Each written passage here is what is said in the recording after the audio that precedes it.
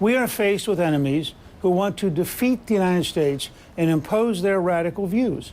We're a country that believes in religious liberty. We believe in freedom of speech.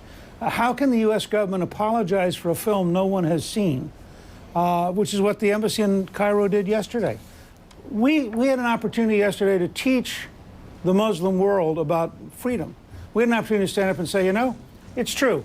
Some people in the United States might make a film that's totally whacked out.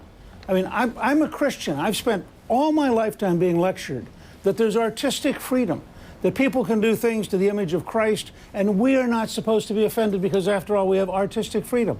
Well, sooner or later, we in the modern world have to say to those who are living in a different way, look, we stand for freedom.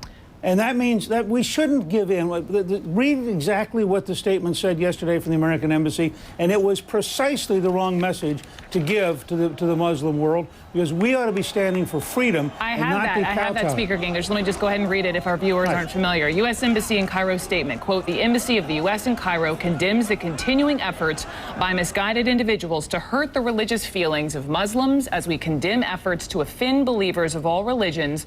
Respect for religious beliefs is a cornerstone of American democracy. We firmly reject the actions by those who abuse the universal right of free speech to hurt the religious belief of others. And the administration confirmed with Politico that statement had not gone through Washington. Therefore, the Secretary of State, Hillary Clinton, ultimately issued a statement. But back to Governor Romney, back to him. Should he be walking back any of his statement today? No. Why not? Governor Romney's statement's pretty clear. If Governor Romney were president, he would be enraged at the Egyptians for tolerating the attack on the embassy. He would be offended at the Libyans for allowing an attack on the embassy.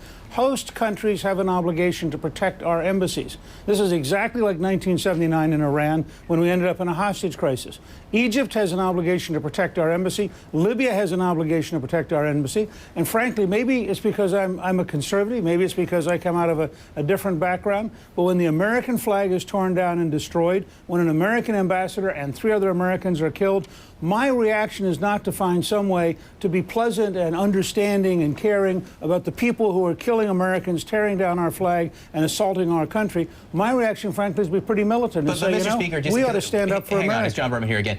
That statement happened before any of the violence. It happened before the demonstrations. It happened before the killings. It happened before the American flag was torn down. Let's just be clear about that right now. So let me ask you this. By what right does an American official in a foreign country get involved in freedom of speech issues in the United States against freedom of speech?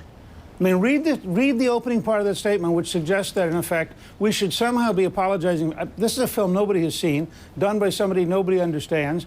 That's what America was all about, was people were supposed to be free. We should be defending and explaining freedom, not kowtowing to whatever local religious fanatic group decides they're offended by something.